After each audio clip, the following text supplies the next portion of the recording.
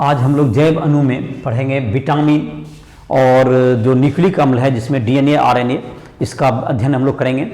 इसके अलावा जो जितने सारे लेक्चर्स हैं, राइस्टोरियल ऐप को प्ले स्टोर से डाउनलोड करिए। सारे लेक्चर जो केमिस्ट्री के तुम्हारा 12 के 11 के हिंदी इंग्लिश दोनों मीडियम में तुम क्या कर सकते हो, प्राप्त कर सकते हो।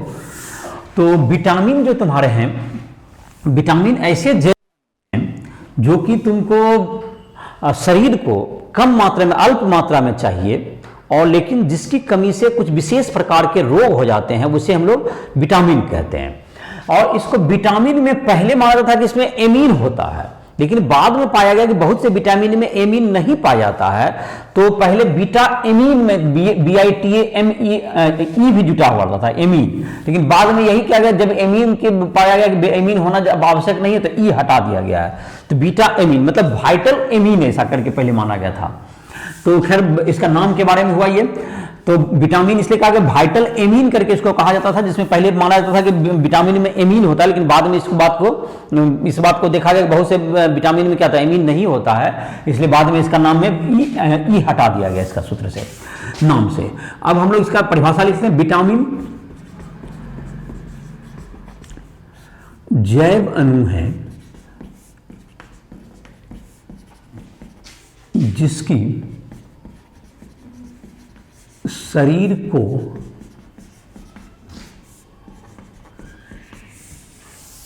अल्प मात्रा में आवश्यकता होती है, शरीर को अल्प मात्रा में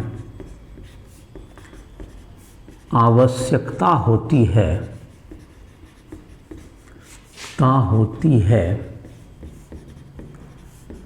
तथा जिसकी कमी से कुछ रोग उत्पन्न हो जाते हैं, विटामिन कहलाते हैं।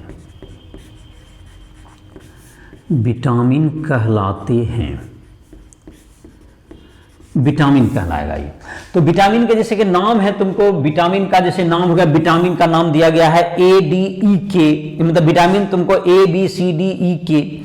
तो विटामिन तुमको जो है कुछ जल में घुलनशील होते हैं, तो उसके आधार पर विभेद करते हैं। जल में अघुलनशील पहले देखते हैं। जल में अघुलनशील और वसा में घुलनशील। तो इसमें से 4 है तुमको ADEK, ये शरीर में मतलब तुमको जमा हो जाएंगे, जो कि तुमको जो है जो जल में तुमको घुलनशील है तो इसको आप स्टोर कर सकते हैं। और जल में घुलनशील एवं वसा में अघुलनशील।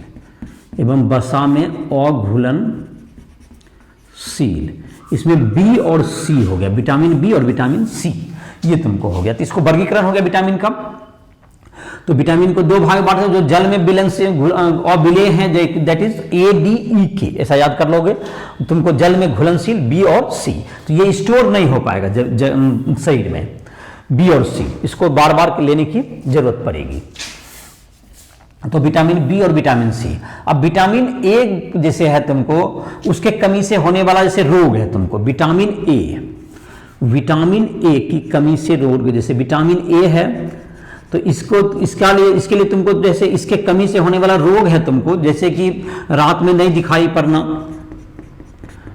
या तुमको थैलेसीमिया, ये भी आंख की ही बीमारी है, थैलेसीमिया, इसकी रोग से कमी से होने वाला विटामिन A की कमी से।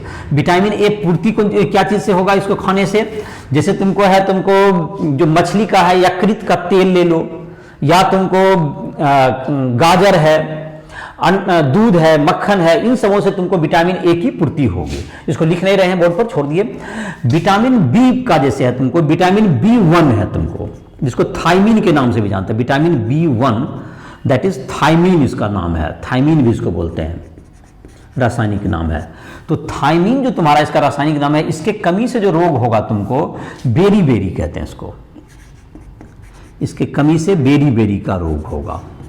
Vitamin B2, vitamin B2 riboflavin, राइजोफ्लेविन इसका केमिकल नेम हो गया। इसकी कमी से जो रोग होता है तुमको, जैसे कि तुमको त्वचा में जलन होना, होठ का फटना, ये सब तुम्हारा त्वचा में जलन,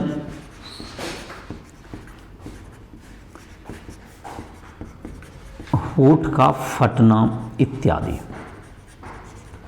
या पेट में तुमको क्या कहते हैं, पेट में पाचन क्रिया में अनियमितता, ये सब इसके लक्षण है। विटामिन B12, विटामिन B6 अब तुमको लेते हैं, विटामिन B12 ले लो, विटामिन B12। तो विटामिन B12 जो तुमको है, इसकी कमी से जो रोग होगा तुमको, विटामिन B12 की कमी से जो कौन सा रोग होता है, विटामिन B12, विटामिन B12 की कमी से हो गया तुमको हेमोग्लोबिन का, रक्त की कमी।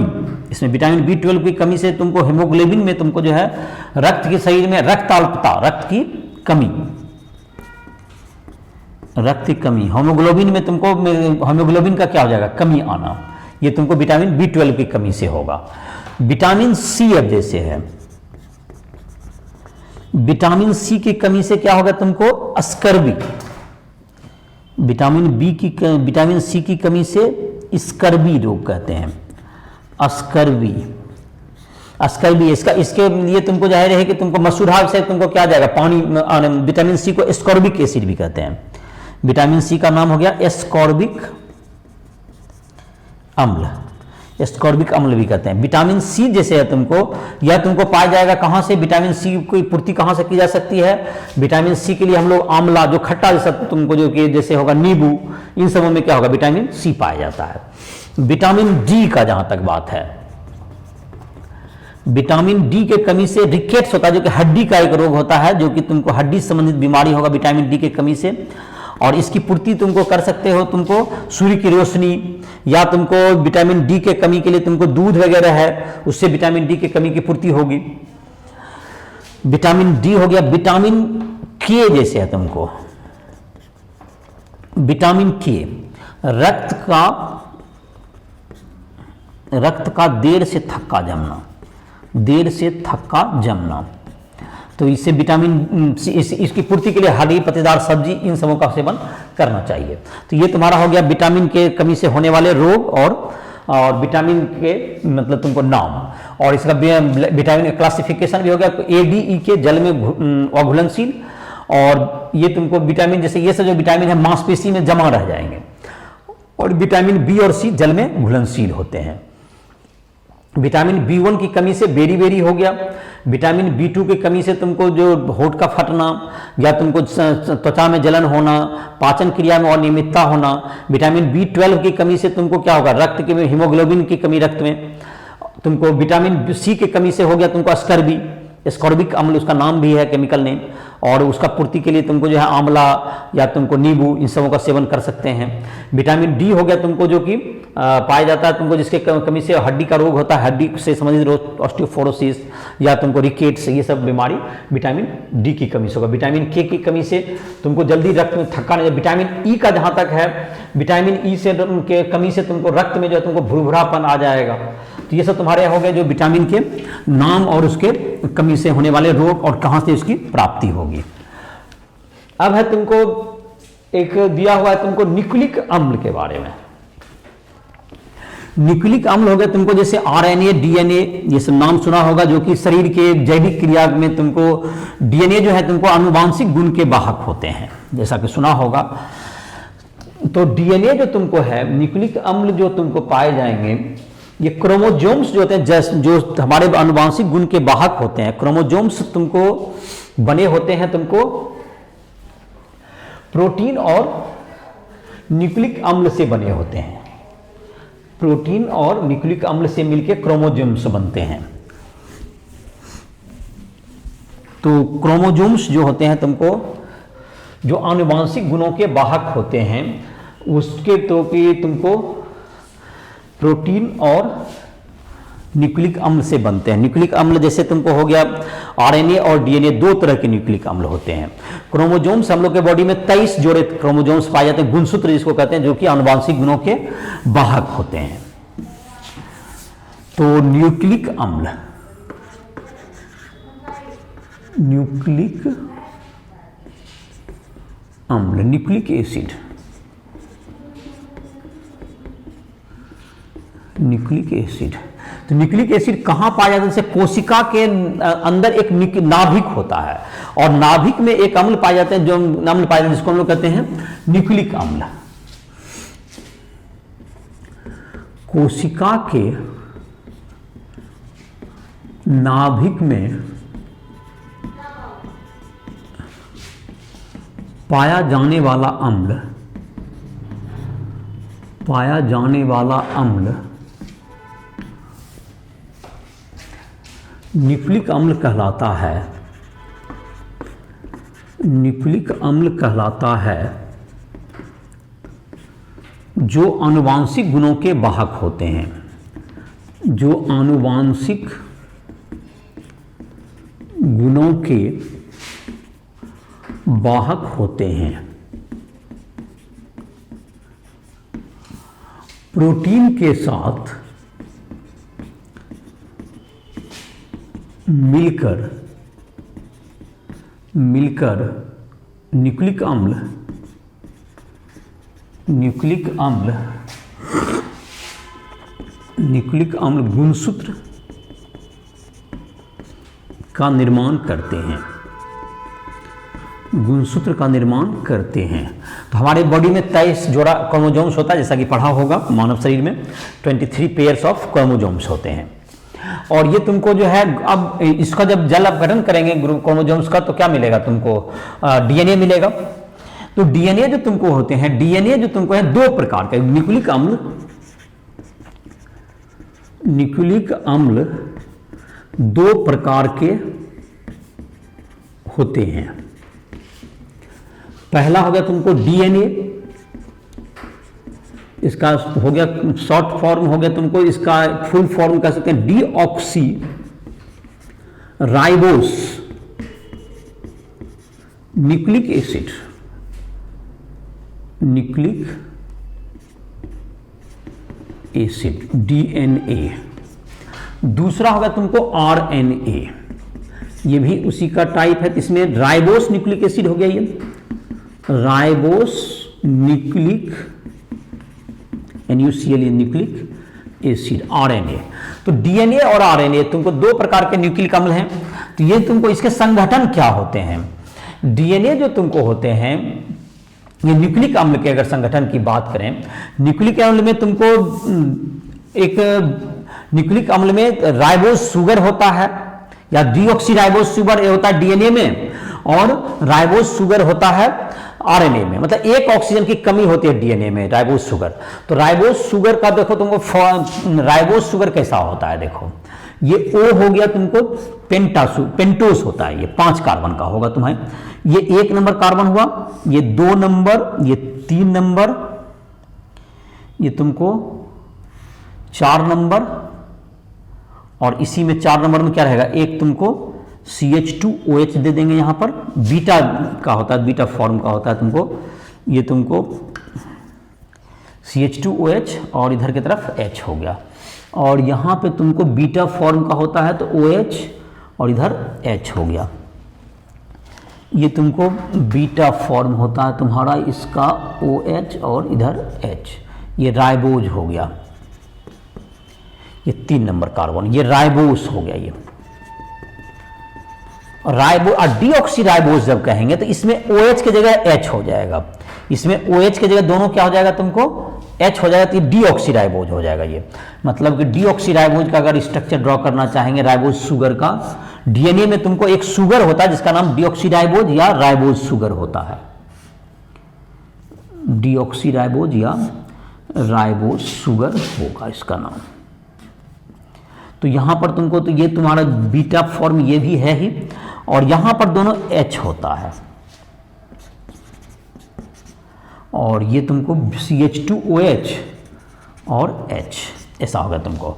ये हो गया, एक ऑक्सीजन कमी हो गया 2 नंबर कार्बन पे, ये 1 नंबर है, ये 2 नंबर कार्बन पे कमी हो गया, इसलिए बीटा मतलब बीटा 2 डीऑक्सीराइबोज कहते हैं। ये हो गया बीटा 2 डीऑक्सीराइबोस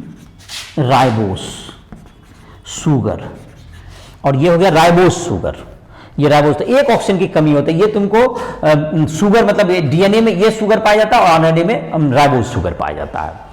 तो ये तुम्हारा हो गया शुगर। तो डीएनए में क्या क्या पाया जाता है इसका अगर घटक देखें तो मतलब न्यूक्लिक अम्ल का जो अगर जल अपघटन करेंगे तो उसमें 3 चीज मिलेंगे हमको। न्यूक्लिक अम्ल के जल अपघटन से क्या कहते हैं पेंटोज शुगर जो कि राइबोज हो सकता है, या पेंटोज शुगर जो कि राइबोज या डीऑक्सी राइबोज हो सकता है, कॉमा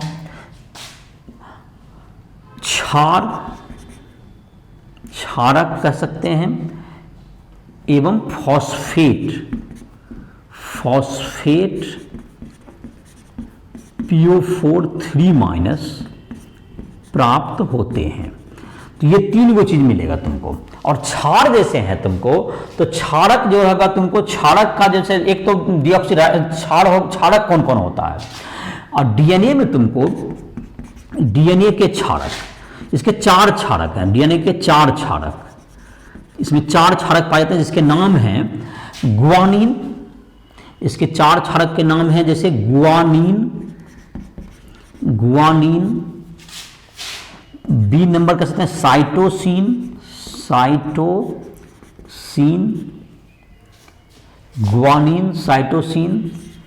थाइमिन,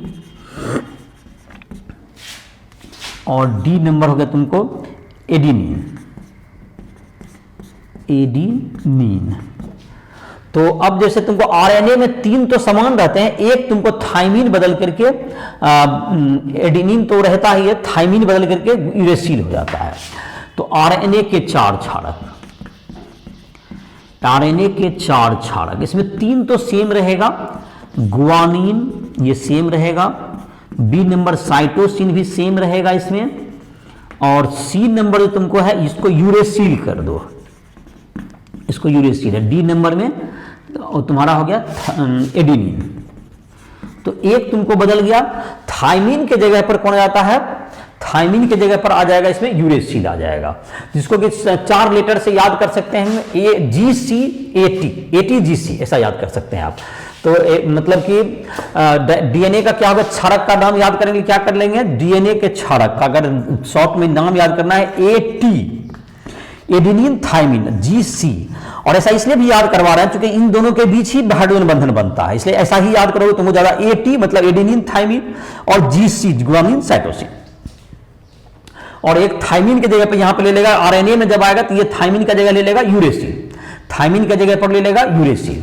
और जहां तक कि इन सबों की बनावट फॉस्फेट बॉन्ड से कैसे जुड़ते हैं, तो ये तुमको देखोगे इसका जो बनावट आएगा डीएनए का, तो डीएनए के ये 4 घटक हो गए।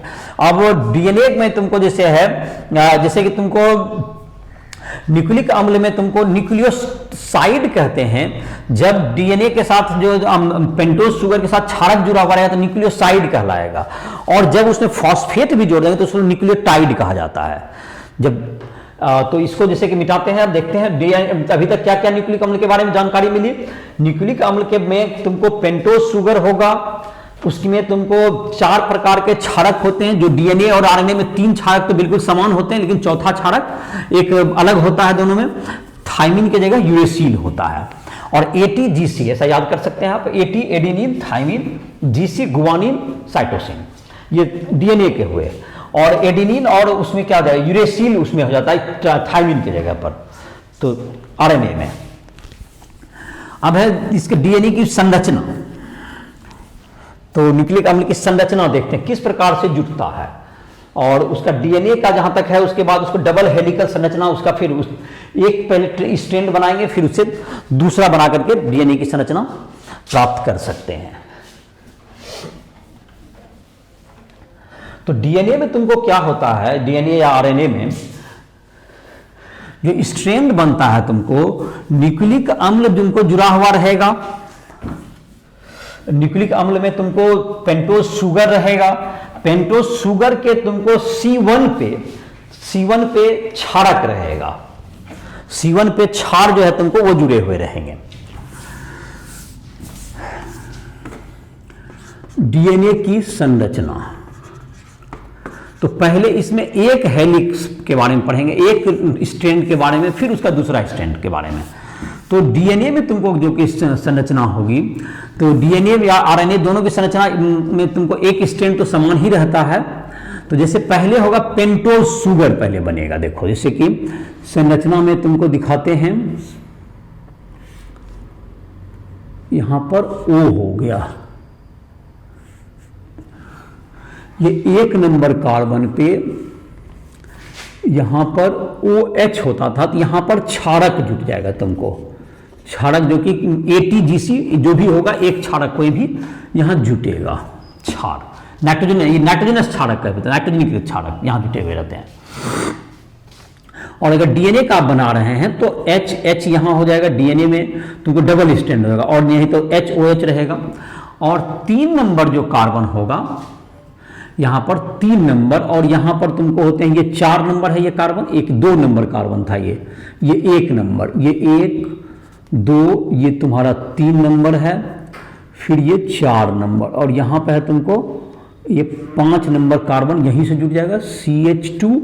और यहां पर क्या होता है, जो कि CH2OH जो तुम्हारा होता था, इस OH से तुमको फॉस्फेट का जुट जाएगा, फॉस्फेट का बॉन्ड जुट जाएगा, फॉस्फेट का यहां पे O, और तुमको फिर P का डबल बॉन्ड O, और एक यहां पर से तुमको फिर O यहां पर से जुट जाएगा इधर की तरफ। इस ढंग से फॉस्फेट का एक लिंकेज, जो कि आगे का ये 5वां है, इसका तीसरा से जुटेगा उधर ऊपर। और इधर का जो इसका जो तीसरा है, इसका जो तीसरा कार्बन होता है, इसका जो तीसरा का जो कि OH है, तो तीसरा का जो OH है, इससे तुमको यहां पर से जुटते जाएगा, इसका दूसरा का 5वां जुट जाएगा, C3 C5 के बीच में बॉन्ड बनता है। तो दूसरा का जो किसी का आएगा 5वां जो आएगा, इससे जो फॉस्फेट जुटेगा, यहां OH से जैसे OH हटा करके यहां पे क्या जुट जाएगा, इसका फॉस्फेट का जो है लिंकेज जो तुम्हारा होगा, इसका O आ जाएगा, यहां पर P रहेगा, और यहां डबल बॉन्ड O, फिर यहां पर एक O माइनस और एक यहां पर O, और इस O से अब क्या आ जाएगा तुमको, इसको जो C5 वाला, जैसे एक और पेंटोज शुगर देखो बना देते हैं, यहां पर जो तुम्हारा होगा ये तुमको 5वां वाला होगा तुम्हारा, ये 5 नंबर जो कार्बन का आएगा, ये 5 नंबर जो ऊपर से होगा, यहां पर जो कि यहां पर से जुड़ा हुआ रहेगा, ये 5वां CH2 रहेगा यहां पर से, और यहां पर तुमको रहेगा ये H रहेगा, ये 5वां से जुटा है, और ये फिर तुमको ये 5वां कार्बन, ये चौथा हो गया। अब यहां पे तीसरा है, और यहां पर ये दूसरा में तुमको यहां पर 1 पे फिर क्या होगा, दूसरा क्षारक रहेगा, 1 पे तुमको अनदर क्षारक यहां जुट जाएगा, जो सेम क्षारक जरूरी नहीं है, मतलब वो अलग अलग क्रम होता है। फिर यहां पर HH, यहां से कुछ नहीं जुटना है, यहां पे तीसरा से फिर यहां पे O से तुमको यहां पे क्या जुट जाएगा, यहां फॉस्फेट जुटेगा यहां पर, और इस प्रकार से ये तुमको क्या होता चल जाएगा, ये अर्घ तुमको, ये फिर CH2, यहां पे फिर CH2 5वां जुट जाएगा, और इस प्रकार से एक क्रम बनता चला जाएगा। ये समझ पाएगा, फॉस्फेट का ये लिंकेज बनते जाएगा, जो कि C3 C5 से लिंकेज होगा, C3 C5 का कार्बन का लिंकेज होगा, C3 C5 के बीच में कार्बन का डाइफॉस्फेट लिंकेज, डाइफॉस्फेट लिंकेज, जो कि ये शुगर को जोड़ते जाएगा, जो कि पेंटोज शुगर को क्या करेगा, ये तुमको पेंटोज शुगर को जोड़ेगा, ये पेंटोज शुगर को जोड़ता है, C3 और C5 के बीच में। जैसे यहां पे देखो, इसका C3 लिया तो इसका C5, इस ढंग से क्या होता चल जाएगा, यहां पर ये C5 निकला तो ये C3 से जुटेगा, और इस तरह से दोनों बहुत से फॉस्फेट अणु जुड़ते चल जाएंगे। और डीएनए में जो ये तुम्हारा जो क्रम होता है, क्षारक जो है, तुमको 4 प्रकार के क्षारक थे, अगर तुमको आरएनए की बात करें तो भी, डीएनए की बात करें तो भी, तो ये क्षारक का क्रम होता है, यही अलग अलग डीएनए में अलग अलग होता है।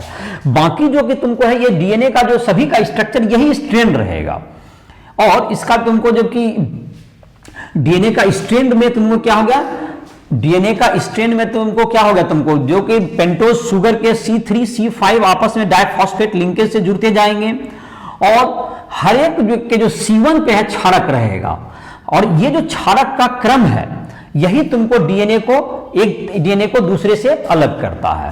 क्षारक का क्रम डीएनए को एक दूसरे से अलग करता है, अलग करता है। तो डीएनए का अभी एक स्ट्रैंड बनाइए, इसी तरह का एक दूसरा स्ट्रैंड यहां बना हुआ रहता है। डीएनए के एक स्ट्रैंड के बाद एक स्ट्रैंड यहां बना हुआ है, डीएनए का एक स्ट्रैंड यह इस ढंग से बन जाएगा तुमको, डीएनए का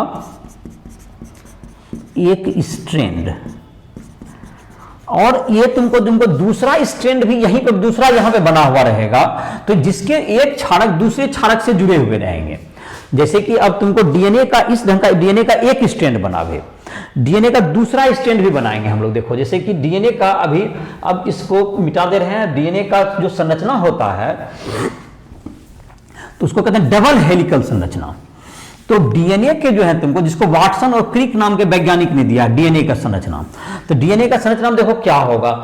तो डीएनए के दो स्ट्रैंड होते हैं, तो डीएनए के एक स्ट्रैंड दूसरे स्ट्रैंड से जो है क्षारक के द्वारा बीच हाइड्रोजन बंधन से जुड़े रहते हैं।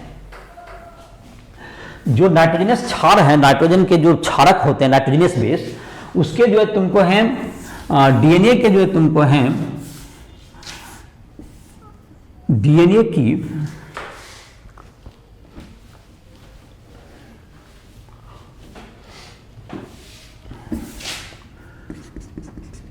डीएनए के दो स्ट्रैंड होते हैं जो क्षारकों के बीच बनने वाले हाइड्रोजन बंधन से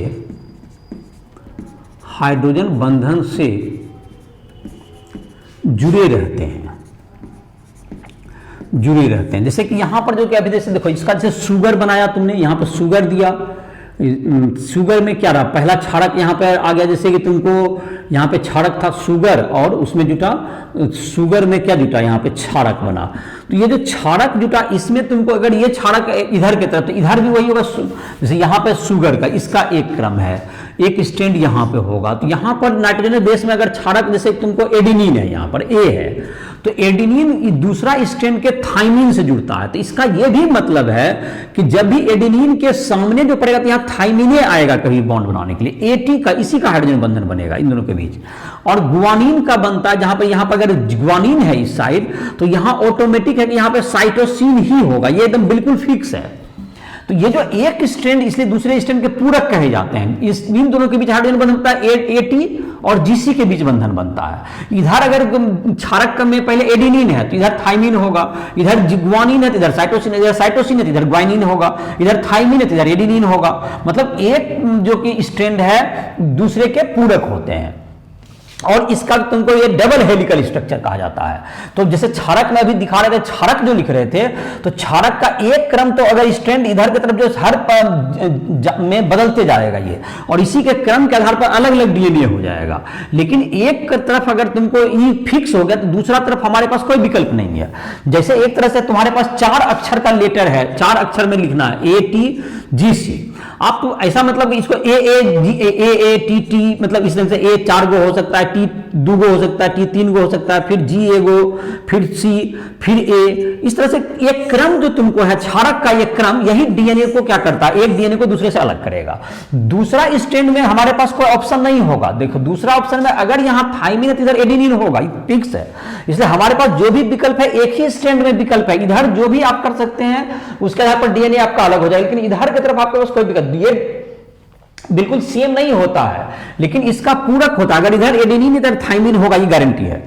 और चूंकि इसी दोनों के बीच में हाइड्रोजन बंधन बनेगा, तो एक तरफ ही आपके पास विकल्प है। आप इसके क्रम को क्षारक के, तो हमारे पास जो डीएनए एक का दूसरे से अलग होता है, उसमें क्या कहा गया, सब में डीऑक्सीराइबोज शुगर होगा, सब में फॉस्फेट बॉन्ड होगा, C3C5 जुटेंगे। पहला वाला से तुमको क्या नाइट्रोजन क्षारक जुटा हुआ रहेगा। ये सारे सब चीज सेम है।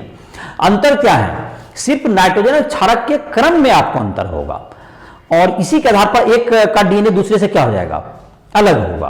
आरएनए जो होता है तुमको, आरएनए जबकि डीएनए का, आरएनए में एक स्ट्रैंड होते हैं, इसको डबल हेलिकल संरचना कहा जाता है। यह था डीएनए का डबल हेलिकल संरचना कहा जाता है, जो कि वाटसन और क्रिक नाम के वैज्ञानिक ने दिया था। जिसके लिए उसे नोबेल प्राइज भी मिला। वाटसन एंड क्रिक को श्रेय जाता है किसका, डीएनए का संरचना, डबल हेलिकल जो संरचना भी बना रहे थे, ये देने का श्रेय जाता है वाटसन एंड क्रिक हो जाता है। और जहां तक कि तुमको ये रहा, उसके बाद तुमको डीएनए का जहां तक है, तुमको डीएनए के कुछ जो आरएनए जो है तुम्हारा, आरएनए में एक स्ट्रैंड होते हैं, आरएनए के एक स्ट्रैंड होते हैं, इसमें दो स्ट्रैंड नहीं होते, एक स्ट्रैंड होते हैं, मतलब एक स्ट्रैंड होते हैं। और इसमें शुगर जो है डीऑक्सीराइबोस शुगर नहीं होता, राइबोस शुगर होता है। और जब डीएनए को कोई, जैसे कि डीएनए आरएनए जो काम करता है, आरएनए का तुमको 3 तरह का आरएनए है, जैसे कि है एमआरएनए, मैसेंजर संदेश लेके जाने का मैसेंजर आरएनए हो गया। दूसरा है तुमको आरआरएनए, राइबोसोमल आरएनए। तीसरा होता है तुमको that is tRNA, transfer RNA. ये तुमको 3 तरह के होते हैं। तो ये जो तुम्हारा प्रोटीन के संश्लेषण वगैरह में इसकी काफी भूमिका होती है। डीएनए जो आरएनए के जो है, तो जब डीएनए को प्रोटीन बनाना होता है तो डीएनए के दोनों स्ट्रैंड है खुल जाते हैं और वो आरएनए का निर्माण करते हैं। इस प्रकार से प्रोटीन बनाने में क्या करते हैं, वो उस स्पॉट पे जाकर के उसके प्रोटीन बनाने की प्रक्रिया को क्या करते हैं, उसमें को किस क्रम में एमिनो एसिड को जुड़ना है, इसके क्रम को ये निर्धारित करते हैं। आरएनए वहां जाकर मैसेंजर के रूप में वहां पर जाकर के ये क्या करता है, उसके क्रम को निर्धारित करता है। तो आरएनए के जो न्यूक्लिक अम्ल के जहां तक जैविक कार्य हैं, जैविक कार्य क्या हो गए तुमको, प्रोटीन संश्लेषण में मदद करना, प्रोटीन संश्लेषण, प्रोटीन बनाना जिससे कि जीव का आकार बनेगा। दूसरा है तुमको आनुवांशिक गुण का वाहक, आनुवांशिक गुण का वाहक। ये तुमको एक किस प्रकार एक पीढ़ी से दूसरा पीढ़ी में जो आनुवांशिक गुण का वाहक होता है वो डीएनए के द्वारा ही होता है। और ये तुमको ये ही जीव को तैयार करने में ये क्या करते हैं, महत्वपूर्ण भूमिका निभाते हैं। तो ये तुम्हारा न्यूक्लिक अम्ल के जैविक कार्य हो गए। और तुमको ये जो तुम्हारा था, इसी के साथ ये चैप्टर तुम्हारा क्या हो गया, ये समाप्त हो गया। और तुमको जितना भी जो भी क्वेश्चंस वगैरह तुमको पूछने हो, जो भी किसी भी टॉपिक में समस्या हो रहा हो फिजिक्स केमिस्ट्री मैथ में, तुम राइफल ऐप के माध्यम से हमसे कभी भी संपर्क कर सकते हो। तो इस लेक्चर को समाप्त करना है।